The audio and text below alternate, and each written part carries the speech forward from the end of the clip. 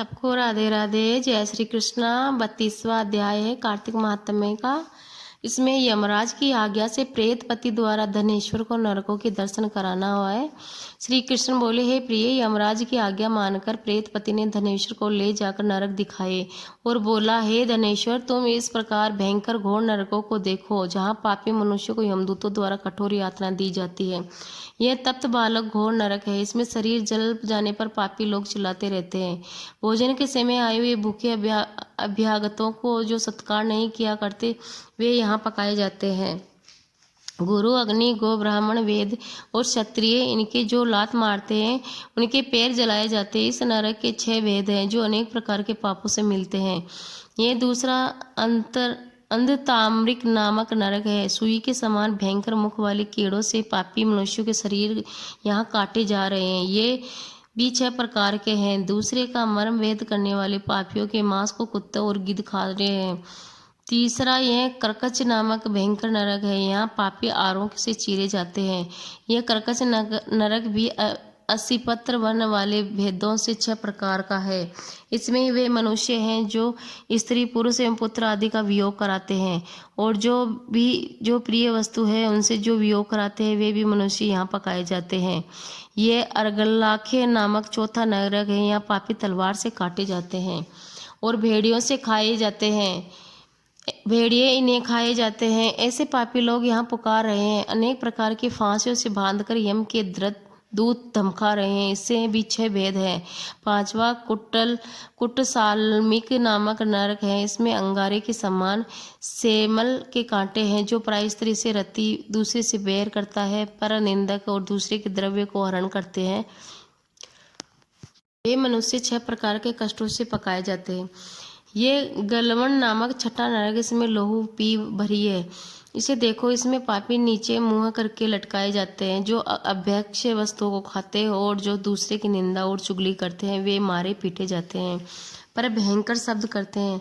यह भी 6 प्रकार का है। वह भयंकर कुंभीपाक नामक 7वां नरक है। धनेश्वर यह भी तेलादि द्रव्यों से युक्त 6 तरह का है। इसे देखो, इसमें महापातक के मनुष्य को यम के दूत गर्म ओढ़ते तेल में पीड़ित करते हैं, और कई 1000 वर्ष तक पापी इसमें यम यातना भोगते हैं। अभी ये 42वां प्रकार के रौरव नामक के नरकों को देखो। कामना रहित जो पाप किया जाता है वह सूखा है, और जो कामना से किया जाता है वह गीला है। गीले और सूखे 2 भेद पापों के होते हैं। 84 तरह के कुल नरक है। अपकरणीय, पांकत्य, मलिनीकरण, जाति, ब्रह्मशंकर, उत्पातक, अतिपातक, महापाप, ये सब प्रकार के 7 महापाप है। और इस प्रकार के पापों से प्राणी 7 नरकों में पकाए जाते हैं। किंतु तुम्हारा जो कार्तिक व्रत करने वाले पुरुषों से संसर्ग हुआ है, उनके पुण्यों के प्रभाव से तुम्हारे सब नरक दूर हो गए हैं। श्री कृष्ण जी बोले, हे, तब प्रेतपति उस धनेश्वर को यक्ष लोक में ले गए। वहां पर यक्षों को स्वामी हो गया। वहीं धनेश्वरी धनक्ष के नाम से कुबेर का प्रसिद्ध अनुचर हुआ, जिसके नाम पर विश्वामित्र ने अयोध्या में एक तीर्थ बनवा दिया। ऐसे प्रभाव वाला यह कार्तिक का व्रत भक्ति और मुक्ति का देने वाला है। जो पापी इस व्रत को करे और इसके करने वालों का दर्शन करे, तो इसकी मुक्ति हो जाती है। 32वां अध्याय को यहीं पे विराम देंगे। बोलो जय श्री कृष्णा। बोलो भगवान विष्णु की जय हो। श्री नारायण भगवान की जय हो। जय जय श्री राधे, जय जय श्री कृष्णा। तो राधे राधे। जय श्री कृष्णा। कार्तिक महात्म्य अध्याय का 33वां अध्याय है। इसमें पूजा की कुछ नियम तथा बड़ पीपल की कथा बताई गई है। तो सुत जी बोले, वासुदेव भगवान अपनी अति प्यारी सत्यभामा को यह कथा सुनाकर सायंकाल को संध्या उपासना करने के लिए अपने राजभवन में चले गए। इस प्रकार मैंने ऐसा प्रभाव वाला कार्तिक महात्म्य में कहा है। यह विष्णु को प्रसन्न करने वालों और भक्ति मुक्ति देने वाला है। हरि जागरण, प्रातः स्नान, तुलसी सेवन, उद्यापन, दीपदान, ये ही कार्तिक के व्रत है। इस प्रकार इन 5 व्रत वाला कार्तिक महात्म्य में भक्ति और मुक्ति को देने वाला है। ऋषि बोले, विष्णु को प्रसन्न करने वाला, अत्यंत फल देने वाला, रोमांचकारी ये कार्तिक व्रत इतिहास समेत आपने कहा है। यह कार्तिक का व्रत पाप और दुख के दूर दूर करने वाले के लिए मोक्ष को और काम भोग की इच्छा करने वाले को अवश्य करना चाहिए। यदि इस व्रत में मनुष्य संकट में पड़ जाए, गहरे वन में भटक जाए और या रोगी हो जाए तो वह शुभ व्रत कैसे निभाए, क्योंकि यह व्रत अत्यंत फल का देने वाला है, इसलिए इसको त्यागा नहीं जा सकता। सुत जी बोले, इस प्रकार किसी आपत्ति में दृढ़ संकल्प वाला पुरुष फंस जाए तो विष्णु अथवा शिव जी के मंदिर में जाकर जागरण करे।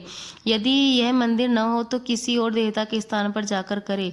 कठिन वन और किसी प्रकार के आपत्ति के आ जाने पर पीपल के नीचे अथवा तुलसी वन में जागरण करे। विष्णु के मंदिर में विष्णु सहस्त्र नाम का जाप करे और तो 1000 दान के फल का प्राप्त होता है।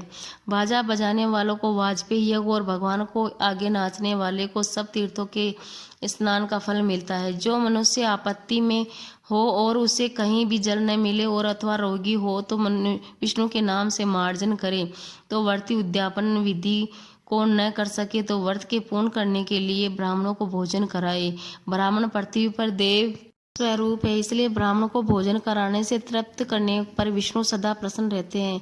जो आप दीपदान न कर सके तो एक दूसरे के दीपक को जला दे और उसकी हवा आदि से रक्षा करे। जो तुलसी के वृक्ष न हो तो वैष्णव का पूजन करे, क्योंकि विष्णु भगवान सदा अपने भक्तों के समीप रहते हैं। इन सबके अभाव में व्रती गो और ब्राह्मणों का अथवा पीपल और बड़ का पूजन करे। व्रत के पूर्ण करने के लिए आपने बड़ और पीपल वृक्ष को गो ब्राह्मणों के समान कहे। ये दोनों वृक्ष क्यों अधिक पूजनीय हैं? सुत जी बोले, पीपल विष्णु का स्वरूप है, बड़ शिव जी का और पलाश ब्रह्मा का स्वरूप है। ऋषि बोले, ब्रह्मा विष्णु और महादेव ये वृक्ष कैसे हो गए? हे धर्मज्ञ, हमसे कहो, इसमें हमको बड़ा संदेह है। सुत जी बोले कि एक दिन शिव पार्वती भोग विलास कर रहे थे। उसी समय ब्राह्मण का रूप धरकर अग्नि और देवता उनके विषय भोग में विधन करने के लिए वहां गए। तब पार्वती जी ने विषय रूप सुख में विधन होने से देवताओं को श्राप दे दिया। पार्वती जी बोले, कृमि और कीट आदि भी विषय सुख को जानते हैं, इस उनमें तुमने विधन किया है, सो देवताओं तुम सब वृक्ष हो जाओ।